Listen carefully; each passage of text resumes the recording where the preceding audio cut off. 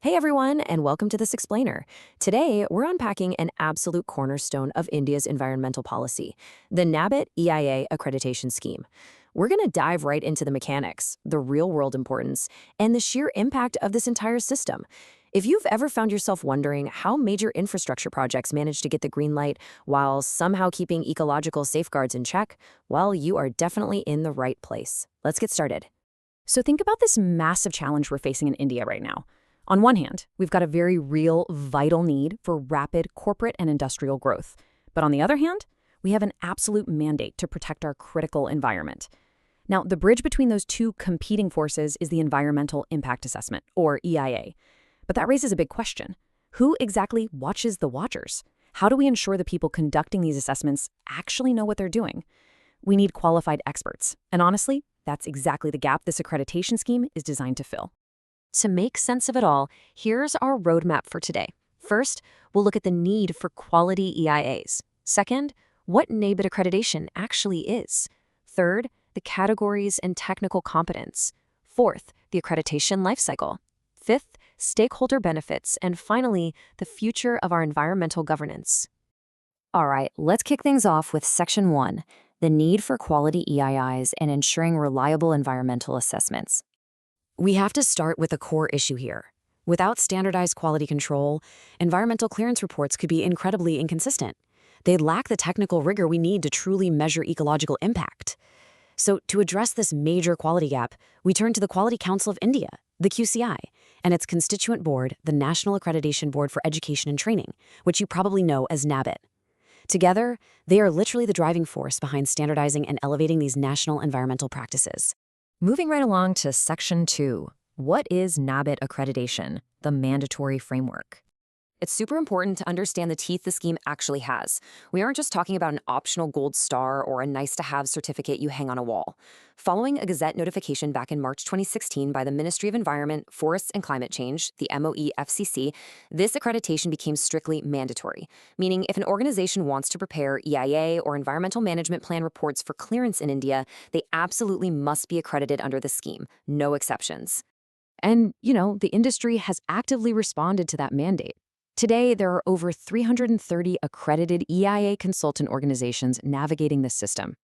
Think about that for a second. That's a massive network of verified, multidisciplinary professionals operating across various states and union territories. And they're all being held to the exact same rigorous national standard. Which brings us to Section 3, categories and technical competence, grading the consultants. Let's look at how they actually grade these folks. During what's called a Stage 3 office assessment, organizations are rigorously scored, based largely on the quality of their human resources. So there's specialized experts and EIA coordinators. It's pretty straightforward. If a consultant proves highly competent and scores 60% or above, boom, they achieve Category A status. That means they're eligible to undertake EIAs for all project types without restriction. But if they score between 40% and less than 60%, they fall into Category B, which restricts them to only Category B projects. It's honestly a highly effective way to match the complexity of a project with the proven competence of the experts handling it. Okay, next up is Section 4, the accreditation lifecycle, navigating the 3-year process.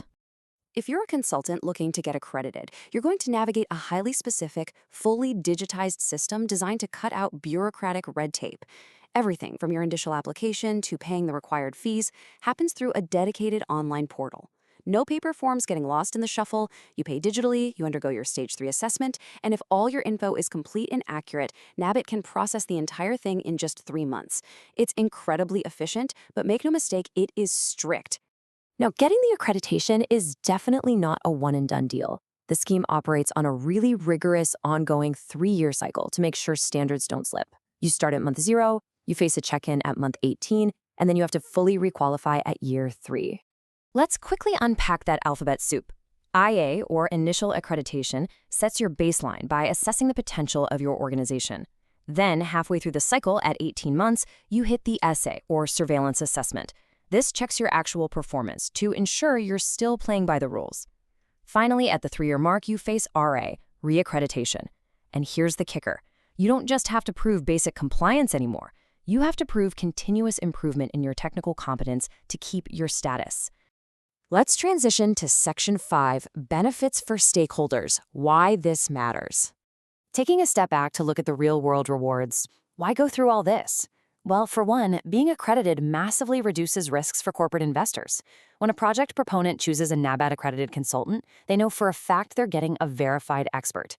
It guarantees ethical practices, ensures the folks on the ground are actually qualified, and essentially acts as the gold standard for an organization's reputation. It brings a totally vital layer of transparency and accountability to the whole environmental consultancy sector. And you don't just have to take the regulator's word for it either. Real industry leaders testify to its value all the time.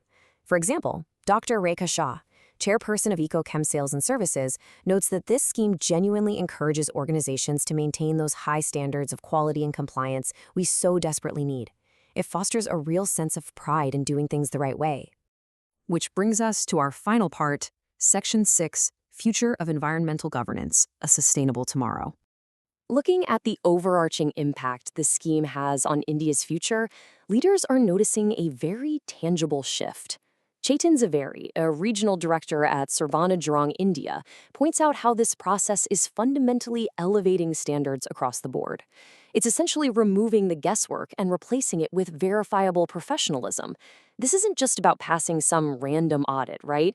It's about building a whole culture of continuous improvement in how we interact with our natural world. So I'm going to leave you with this final thought. By strictly grading our environmental experts today and holding them to a mandatory, transparent, 3-year cycle of accountability, we are quite literally dictating the health of our planet tomorrow. The framework is in place, the mandate is crystal clear, and consultants are stepping up to the plate. But as development just continues to accelerate, we have to ask ourselves, are we moving fast enough? And what role will you play in demanding this level of accountability for our sustainable future? Thanks so much for joining me on this explainer, and as always, keep asking the big questions.